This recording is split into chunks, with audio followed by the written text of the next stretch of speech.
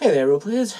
Rhaegar here for another video. Today's video is going to be a video response to the one and only Red Dice Diaries. The man, the myth, the legend.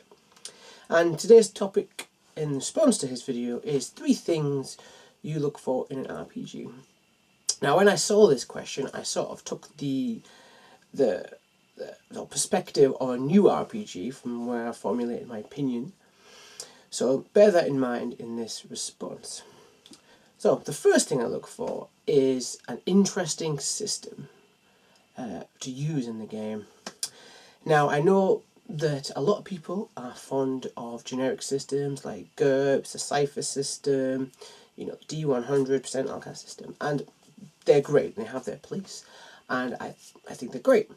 But I do like unique and bespoke mechanic systems for RPGs. I like to see what people do differently.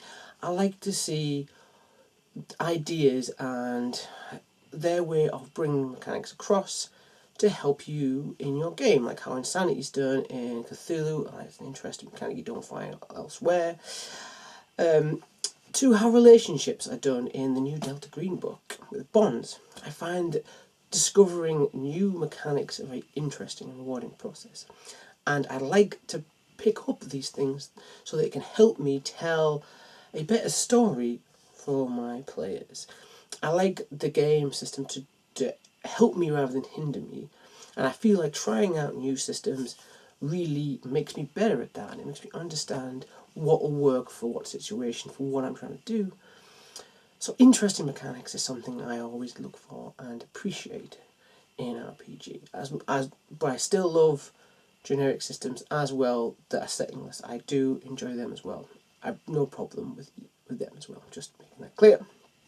So the second thing I look for is a really evocative, a really rich and laden with possibilities setting, like a lore vault of ideas that I can use to create a campaign world with. It's got to be an interesting, detailed setting that I can really get my teeth into, like the Dragon Age setting, like the Numenera setting, even though that is, attached now. The system's been taken away and turned into a Cypher system. I really love the Numenera setting because it gives you so many ideas that I don't have to spend my time looking for ideas. They're just there. Like, it's saving me time. It's efficient in its sense. It gives me story hooks just by looking at what is already there. I love a good setting. A good setting can really bring something to your game. It really has a flavour that you wouldn't find anywhere else. So I'm really looking forward to running Vert when it comes out. That's one of the games I'm really interested in, a cyberpunk kind of game set in Manchester, futuristic Manchester. It's a bit different from something I've seen before. So settings are really important to me in RPGs. They are really probably one of the biggest things that I look for when I pick up a book. I see what the setting is about. What is its deal? What is its key pillars? What is its principles? What stories are I trying to tell? Yeah, got a bit too excited there. And thirdly for me, it's how well is the game supported. We don't live in an age now where we're learning these things in isolation, where we pick up a book from a store and we don't really know, when people we know have played it, maybe in a local area or living in a digital age, and I like to see how well this game is supported. So if there's accessories that are available, if there's community groups that I can get involved in, if there are apps for the dice, that sort of thing, if you use specialised dice, I like to see how well a game is supported there, and that generally shows how much passion there is for it, which is a good sort of benchmark for